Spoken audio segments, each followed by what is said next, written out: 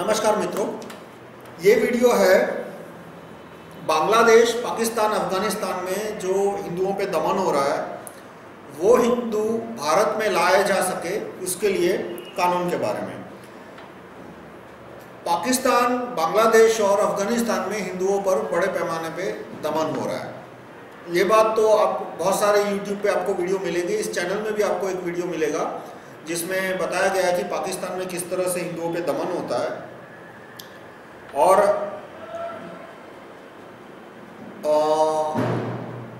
मेरा जो प्रपोजल है, हमारा जो प्रपोजल है वो ये है कि एक कानून पास किया जाए पार्लियामेंट में, जो कि 5 साल तक जितने भी हिंदू मतलब हिंदू, सिख, जैन, बुद्धिस्ट अफगानिस्तान, पाकिस्तान और बांग्लादेश में है, वो ये 5 या 10 साल के पीरियड में भारत आकर रेसिडेंसी क्लेम कर सकते हैं। और ऐसा नहीं कि सीधे उनको रेसिडेंसी मिल जाएगी। मैंने कानून में पूरा डिटेल दिया है कि एक ज्यूरी आएगी, रैंडमली चोजन 25 सिटीजन्स, वो सिटीजन उनको क्वेश्चन पूछेंगे, उनका पूरा इंटरव्यू लेंगे और नार्को टेस्ट भी लेंगे कि प्रूव हो सके कि ये सचमुच हिंदू, सिख या जैन, बुद्धिस्ट था। ऐसा तो नहीं है ना कि वहाँ का कोई दूसरा आदमी उसको भारत में घुसना है, उसने झूठ बोल दिया। तो वो नार्को टेस्ट से प्रूव हो जाएगा कि वो झूठ बोल रहा है, और वो प्रूव करने के बाद, एस्टैब्लिश होने के बाद उसको यहाँ पे रेसिडेंसी मिलेगी, काम करने की परमिशन मिलेगी, और एक टाइम के बाद उसको सिटीजनशिप मिलेगी। तो वो पूरा ड्राफ्ट मैंने चैप्टर 32 में ब्रीफ में डिस्क्राइब किया है। rahulmehta.com/301.htm, मैं फिर से डिस्क्राइब करूँगा, rahulmehta.com/301.htm, उस पर ये मेरा रेफरेंस मटेरियल है। उसमें चैप्टर 32 में है कि बांग्लादेश में, यानी कि बांग्लादेश, पाकिस्तान और अफगानिस्तान में जो हिंदू है उन्हें कैसे भारत में लाया जा सकता है। तो ये समस्या क्यों गंभीर हो गई? क्योंकि 1954 तक ये कानून था कि पाकिस्तान या बांग्लादेश का कोई भी आदमी हिंदुस्तान आकर कह सकता है कि मैं इतने क्राइटेरिया को मैच करता हूँ, और वो क्राइटेरिया कि भाई मैं पाकिस्तान में पैदा हुआ था वगैरह वगैरह, मुझे भारत का सिटीजनशिप चाहिए, तो उसको सिटीजनशिप मिल जाती थी। और 1954 में बिना किसी वार्निंग के या बिना किसी डिस्क्लोजर के नेहरू ने एकाएक इसको बंद कर दिया। 1-2 साल का पीरियड देना चाहिए था। पाकिस्तान और बांग्लादेश में जो हिंदू है उनको अप्रोच करके बोलना चाहिए था कि अब ये जगह तुम्हारे लिए सलामत नहीं है, तुम वापस आ जाओ। किसी प्रकार का अप्रोच नहीं किया गया और किसी प्रकार का फोर वार्निंग नहीं दिया गया, नोटिस नहीं दिया गया, और एकाएक उसने ये क्लोज कर दिया।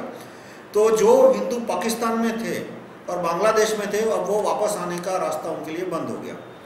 तो ये रास्ता कैसे खोलना चाहिए? कानून पास करके पार्लियामेंट में, जिसका पहला क्लॉज कहेगा कि कोई भी आदमी पाकिस्तान, बांग्लादेश या अफगानिस्तान या सरहदी एरिया के ऑफिस में जाके, इंडिया के ऑफिस में जो एम्बेसी हो या कोई और ऑफिस हो, वहाँ जाके अप्रोच कर सकता है कि भाई मेरा या और मेरे परिवार के सभ्यों का दमन हो रहा है और मुझे हिंदुस्तान आना है। वहाँ उसका प्रिलिमिनरी स्क्रीनिंग होगा कि सचमुच ये हिंदू, सिख, जैन या बुद्धिस्ट है या कोई और है, और यदि वो स्क्रीनिंग पास हो जाता है तो उसको इंडिया आने दिया जाएगा। इंडिया में उसका ज्यूरी के द्वारा स्क्रीनिंग होगा, ज्यूरी उसे क्वेश्चन पूछेगी, ज्यूरी एस्टैब्लिश करेगी, और नार्को टेस्ट भी होगा उसका कि प्रूव हो जाए कि भाई ये सचमुच वहाँ पे उसका परसिक्यूशन यानी उसमें दमन हो रहा था, और ये क्राइटेरिया मैच होने के बाद उसको रेसिडेंसी दी जाएगी। और अब ये कानून मैंने प्रपोज किया था सबसे पहले 2003 में, और काफ़ी ग्रासरूट कार्यकर्ताओं को ये अच्छा लगा। तो कुछ सवाल आए कि भाई ये कानून सेक्युलरिज्म को वायलेट नहीं करता, क्योंकि भारत का सेक्युलरिज्म है वो भारत की टेरिटोरियल बाउंड्री के अंदर है। यानी कि बांग्लादेश के अंदर मान लो भारत सरकार ऑफिस खोलती है और वहाँ बोर्ड पे लिखती है कि हर एक हिंदू को 1000 रुपया मिलेगा, तो वो सेक्युलरिज्म वायलेट नहीं होता, क्योंकि वो ऑफिस इंडिया के बाहर है। और वहाँ पे एप्लीकेंट आता है, मान लो कोई बांग्लादेशी क्रिश्चियन आया और बांग्लादेशी मुस्लिम आया और उसको 1000 रुपया देने से मना कर दिया, तो वो इंडिया में केस भी नहीं कर सकता, क्योंकि वो इंडिया का सिटीजन तो है ही नहीं। इंडिया का कॉन्स्टिट्यूशन कहता है कि government of India should be secular with respect to citizens of India. Non citizen का कोई राइट ही नहीं होता। नॉन सिटीजन के राइट, बेसिक ह्यूमन राइट उतने ही होते हैं जो कि जिनीवा कन्वेंशन में साइन किए हैं। मतलब कि कोई बाहर का नागरिक आता है तो उसकी पिटाई नहीं हो सकती, उसके पैसे नहीं छीन सकते, उसकी हत्या नहीं हो सकती। जो बेसिक ह्यूमन राइट्स है वो रिस्पेक्ट करने होते हैं। और लेकिन सिटीजनशिप देना या रेसिडेंसी देना वो प्रिविलेज है, वो किसी बाहर के नागरिक का राइट नहीं है। तो यदि बाहर के नागरिक के लिए ये कंडीशन रखी जाए कि भाई आपका वहाँ पे दमन हो रहा है तभी आपको रेसिडेंसी मिलेगी, तो वो किसी भी एंगल से सेक्युलरिज्म के फैब्रिक को वायलेट नहीं करता।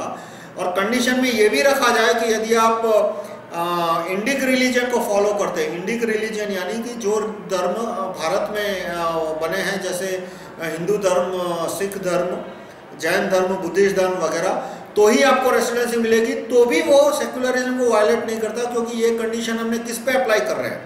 उन पे अप्लाई कर रहे हैं जो कि इंडिया के सिटीजन ही नहीं है, बांग्लादेश के, पाकिस्तान के, अफगानिस्तान के सिटीजन, यानी ये सेक्युलरिज्म को वायलेट नहीं करता। दूसरे देशों में है तो मैं एग्जांपल दूंगा, इजराइल में है। इजराइल में कानून है कि कोई भी आदमी इजराइल की ऑफिस पे, मतलब ऐसे उसके कॉन्सुलेट में या एम्बेसी में जाके कह सकता है कि मैं ज्यू हूँ, यहूदी हूँ और मुझ पे दमन हो रहा है, मुझे इजराइल की सिटीजनशिप चाहिए। एक सिंपल सा उसको फॉर्म भरना होता है, 1 पेज का, 2 पेज का, और जो अथॉरिटी होती है, उनके एजेंसी होती है, वो एजेंसी वेरीफाई करती है कि ये सचमुच ज्यू है या झूठ बोल रहा है, और अपन वेरिफिकेशन उसको इजराइल में नौकरी करने की परमिशन मिल जाती है, रेसिडेंसी स्टेटस मिल जाता है उसे, और एक पॉइंट के बाद फर्दर वेरिफिकेशन के बाद उसको सिटीजनशिप मिल जाती है। इतना ही नहीं, इजराइल के अंदर एक डेडिकेटेड एजेंसी है और उस एजेंसी का बजट होता है, उसका स्टाफ होता है, और उसका काम क्या होता है कि दुनिया में जितने भी ज्यूज है उनको अप्रोच करना और उनको रिक्वेस्ट करना कि आप इजराइल में आके रहो, आप इजराइल की सिटीजनशिप लो, आप इजराइल की रेसिडेंसी लो वगैरह। तो इसी तरह की हमें भी एक एजेंसी एस्टैब्लिश करनी चाहिए, जिस एजेंसी का काम होगा कि पाकिस्तान, अफगानिस्तान और बांग्लादेश में जितने भी हिंदू, सिख, जैन और बुद्धिस्ट है उनको अप्रोच करे, उनको समझाए कि भाई ये 3 देश अभी सलामत नहीं है रहने के लिए, आप हिंदुस्तान वापस आ जाओ, और हिंदुस्तान आने के लिए उनको थोड़ा बहुत यदि खर्चा होता तो वो खर्चा दे, वेरिफिकेशन के बाद कि आप वो वेरिफिकेशन होने के बाद। और इस तरह से एक एजेंसी होनी चाहिए जो कि, और दुनिया में जहाँ जहाँ हिंदुओं पे दमन हो रहा है, जैसे ये 3 देश सबसे ज़्यादा है, लेकिन कुछ और भी देश है जैसे फिजी है, त्रिनिदाद है, वहाँ पे कम दमन हो रहा है, लेकिन जितने भी देशों में दमन हो रहा है वहाँ पे लोगों को अप्रोच करके कि भाई देखो गवर्नमेंट ने कानून पास किया है जिसमें आपको 5 या 10 साल की मोहलत है, उस कानून के अंदर आप इंडिया में आके रेसिडेंसी ले सकते हो, सिटीजनशिप ले सकते हो, एक्सेट्रा। तो ऐसा ना हो कि सरकार कानून बनाए और पाकिस्तान में कोई इंटीरियर इलाके में कोई हिंदू रह रहे हैं, उन पे दमन हो रहा है और उनको पता भी ना चले कि भाई भारत सरकार ने इस तरह का कानून बनाया कि हम वहाँ पे वापस जा सकते हैं। तो इजराइल में ऑलरेडी इस तरह का है और हमें ये इस तरह की एजेंसी इंडिया में भी एस्टेब्लिश करनी चाहिए। अब ये मैंने कानून ड्राफ्ट किया 2004 में, और तब से मैंने सारे कार्यकर्ताओं को दिया, RSS, BJP, Congress, CPM, CPI, सबके। तो सारे ग्रासरूट कार्यकर्ताओं को अच्छा लगा, सीपीएम के, सीपीआई के, कांग्रेस के ग्रासरूट कार्यकर्ताओं को अच्छा लगा, और करीब करीब उन्होंने वो बहुत खुश हो गए कि ये अच्छा कानून है। मैंने कहा अच्छा कानून है लेकिन RTI 2 के द्वारा ही आ सकता है, रेफरेंडम के द्वारा ही आ सकता है। तो कहे नहीं, हमारे पॉलिटिकल पार्टी के नेता है वो इसको बहुत सपोर्ट करेंगे, ले गए। और अब वो साफ साफ बोल रहे हैं कि उनके पार्टी के जो वरिष्ठ नेता है वो इस कानून का विरोध कर रहे हैं। बीजेपी के वरिष्ठ नेताओं ने भी इस कानून का विरोध किया कि हम कोई ऐसा कानून पास नहीं करेंगे कि जिसके द्वारा बांग्लादेश के हिंदू इंडिया में आ सके। शिवसेना के नेताओं ने भी विरोध किया, सुब्रमण्यम स्वामी ने भी इस तरह की PIL फाइल करने से या कानून की दरखास्त उनके जो दोस्त MP है उनके द्वारा पार्लियामेंट में रखने से मना किया। अन्ना हजारे भी विरोध कर रहे हैं कि नहीं, इस तरह से बांग्लादेश से हिंदू भारत में आ सके लीगली, ऐसा कोई कानून पार्लियामेंट में नहीं बनना चाहिए। अब आपको मेरी बात पे, और विश्व हिंदू परिषद, बजरंग दल, इन सारी पार्टी के वरिष्ठ नेता भी इस कानून को सपोर्ट करने से मना कर रहे हैं।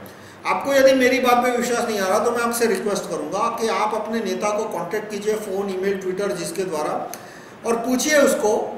ड्राफ्ट आपको मिल जाएगा चैप्टर 32 में, वो ड्राफ्ट भी आप भेज सकते हैं। ड्राफ्ट में भेजना हो तो अपनी भाषा में पूछिए कि भाई बांग्लादेश में और पाकिस्तान में हिंदुओं पे दमन हो रहा है, वो हिंदू यदि भारत में लाने के लिए कोई कानून को आप सपोर्ट करेंगे? देखो, बांग्लादेश से हर एक आदमी भारत में आए, इसको ये मुझे मंजूर नहीं है। ऐसा नहीं है कि कोई भी बांग्लादेशी घुस गया। उसके विपरीत मैंने कानून बनाया कि यदि बांग्लादेश से गलत आदमी घुस जाते हैं तो उनको जेल की सजा होनी चाहिए, नार्को टेस्ट होनी चाहिए, उनको वापस बांग्लादेश भेजना चाहिए जेल की सजा खत्म होने के बाद। बांग्लादेश में हिंदुओं पे दमन हो रहा है और मैं उन हिंदुओं को भारत में लाने की बात कर रहा हूँ। तो इस तरह के कानून के वो सपोर्ट कर रहे हैं। तो आप द अन्ना से पूछ लीजिए, सुब्रमण्यम स्वामी को फ़ोन करके या ईमेल से पूछ लीजिए, या तो ये वीएचपी बजरंग दल, इनके जो वरिष्ठ नेता है अडवाणी है, बीजेपी के दूसरे वरिष्ठ नेता, उनको आप फ़ोन करके ईमेल से पूछ लीजिए। आपका जवाब ना में आएगा, यानी वो आप 5 बार पूछोगे, 50 बार पूछोगे, 500 बार पूछोगे, आपके मुंह में छाले पड़ जाएंगे पूछते पूछते। वो इस पे गांधी जी के बंदर की तरह मौन व्रत रखेंगे कि भाई इसका मुझे जवाब ही नहीं देना। और यदि बोला तो बोलेंगे कि हाँ हमें कुछ करना चाहिए, लेकिन क्या करना चाहिए भाई? 6 साल तो पार्लियामेंट में थे, बीजेपी की सरकार थी, क्या उन्होंने कोई कानून रखा पार्लियामेंट में कि बांग्लादेश से हिंदू या पाकिस्तान से हिंदू भारत में आके रेसिडेंसी ले सके या बाद में सिटीजनशिप ले सके? उन्होंने ये सारी दरखास्तों का विरोध किया है। वो चाहते हैं कि इस मामले को ज़्यादा से ज़्यादा गरमाया जाए और इस पर वोट बटोरे जाए। कांग्रेस के जो वरिष्ठ नेता है वो साफ विरोध करते हैं कि नहीं, बांग्लादेश से जितने भी नॉन हिंदूज आ रहे हैं उनको आने दो, जितने भी मुस्लिम आ रहे हैं उनको आने दो, पाकिस्तान से जितने घुसते हैं उनको घुसने दो, लेकिन उनको कहो कि भाई बांग्लादेश में अभी भी कुछ 50 लाख जितने, मैं एग्जैक्ट आंकड़ा भूल गया, कुछ वहाँ पे 4% आबादी है उनकी, 40-50 लाख जितनी, और वो भारत में आना चाहते हैं। पाकिस्तान में से भी वो भारत में आना चाहते हैं क्योंकि उन पे बड़े पैमाने पे दमन हो रहा है, जिसका मैं वर्णन भी करना ठीक नहीं समझूंगा। इतना अश्लील दमन हो रहा है कि मैं वर्णन अभी नहीं करूँगा।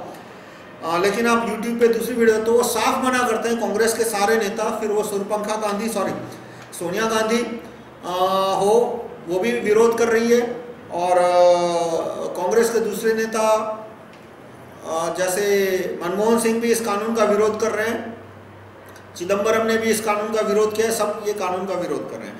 बाकी पार्टी भी विरोध कर रहे हैं, जैसे मुलायम यादव, वो गलती से मैं उनको अक्सर मौलाना यादव कह देता हूँ। अब वो काम मौलाना जैसे करेंगे तो नाम भी ऐसा आएगा ना। वैसे कभी कभी मैं सोचता हूँ कि गलती उनकी बुआ से हुई है, उनकी बुआ को नाम रखना चाहिए था मौलाना यादव और उन्होंने गलती से मुलायम यादव रख दिया। वैसे मेरी ये जो गलती है कि मैं उन्हें मौलाना यादव बोल देता हूँ, तो मैं यदि मेरी बात से किसी को दुख होता है तो मैं कहूँगा कि आप मुलायम यादव को कहो कि वो अपनी गलती सुधारे, कि गलती से उनका नाम मुलायम यादव रख दिया और उन्हें अपना नाम बदल के मौलाना यादव रखना चाहिए। तो मौलाना यादव भी इस कानून का साफ साफ विरोध कर रहे हैं। वो कहते हैं कि हिंदुस्तान में बांग्लादेश से जितने भी मुसलमान आके रहे उन्हें कोई एतराज़ नहीं है, लेकिन बांग्लादेश से हिंदू आए ऐसा कानून पार्लियामेंट में पास नहीं होना चाहिए। और फिर से मैं कहूँगा कि आप उनको फ़ोन करके या ईमेल से मौलाना यादव को या अखिलेश यादव को पूछ लीजिए और देखो कि उनका क्या जवाब आता है। पश्चिम बंगाल में ममता बनर्जी वो भी इस कानून का विरोध कर रही है कि बांग्लादेश से भारत के पार्लियामेंट का ऐसा कानून पास करना चाहिए कि बांग्लादेश के और पाकिस्तान के हिंदू भारत में आ सके। तो वो इसके विरोध में, वो भी आप उनसे पूछ सकते हैं कि ममता बानू ने इसका विरोध किया था। और ममता बानू से उम्मीद भी क्या कर सकते हैं? मैं तो कहूँगा कि उन्हें बांग्लादेश की 1 वे टिकट दे देनी चाहिए। जिस तरह का उनका रवैया है कि हज़ारों की संख्या में, मतलब लेफ्ट फ्रंट के टाइम पे जितने बांग्लादेशी आते थे उससे 3 गुने रेट पे आज वो बांग्लादेशियों को भारत में बुला रही है। तो उन्हें तो बांग्लादेश की 1 वे टिकट ही दे देनी चाहिए। तो मैं संक्षेप में करूँगा, 301.htm rahulmehta.com/301.htm के चैप्टर 32 में मैंने ये लॉ प्रपोज किया है कि किस तरह से बांग्लादेश, पाकिस्तान और अफगानिस्तान में जो हिंदुओं पे दमन हो रहा है, तो किस कानून का ड्राफ्ट मैंने दिया है कि कैसे उस कानून के द्वारा हिंदू भारत में आ सकते हैं। प्रोसीजर क्या प्रपोज किए कि एक एजेंसी होगी जो कि उनको अप्रोच करेगी, और वो खुद भी अप्रोच करते हैं इंडियन एम्बेसी में, इंडिया के काउंसुलेट में, या तो गवर्नमेंट ऑफ इंडिया पाकिस्तान में, बांग्लादेश में और भी ऑफिस खोल सकती है। वो ऑफिस में अप्रोच करेंगे, छोटा सा फॉर्म भरना पड़ेगा वहां पे जो अफसर है वो प्रिलिमिनरी वेरिफिकेशन करेंगे, वेरिफिकेशन के बाद वो इंडिया आएंगे, इंडिया में जूरी उसे वेरीफाई करेगी, अधिकारी नहीं, वरना तो रिश्वतखोरी हो जाएगी। रैंडमली चोजन 25-30 सिटीजन्स, वो उनका पूरा इंटरव्यू लेने के बाद narco test in public, narco test लेने के बाद वेरीफाई करेंगे कि ये सचमुच हिंदू, सिख या बुद्धिस्ट या जैन है, कोई और नहीं है, और उसका वेरिफिकेशन के बाद उसे रेसिडेंसी स्टेटस मिलेगा। रेसिडेंसी स्टेटस यानी कि वो नौकरी कर सकता है, काम धंधा कर सकता है, और उसके 5-10 साल बाद उसे सिटीजनशिप मिलेगी। और ये कानून पार्लियामेंट में पास कराना वो हमारा ध्येय है। कैसे हम पास कराएंगे? RTI 2 के द्वारा। RTI नहीं, RTI 2 तो बेवकूफ़ी वाला एकदम निकम्मा कानून है। RTI 2 का ड्राफ्ट मैंने दिया है मेरे रेफरेंस मटेरियल के सेक्शन 1.3 में, कि किस तरह से वो एक रेफरेंडम का प्रोसीजर बोलो या जो भी बोलना है आप बोल सकते हो, कि वो कानून एक बार गैजेट में आ जाए, उसके बाद नागरिक बिना किसी MP की शक्ल देखे बिना, मैं फिर से बोलता हूँ कि वो कानून गैजेट में हो जाए, उसके बाद भारत के नागरिक MP, MLA, PM, CM की शक्ल देखे बिना, गुजराती में कहूँ तो हमने डाचू जोया बिना, भारत के नागरिक ऐसे कानून पास करा पाएंगे कि जो कानून भारत के नागरिकों के हित में हो। धन्यवाद।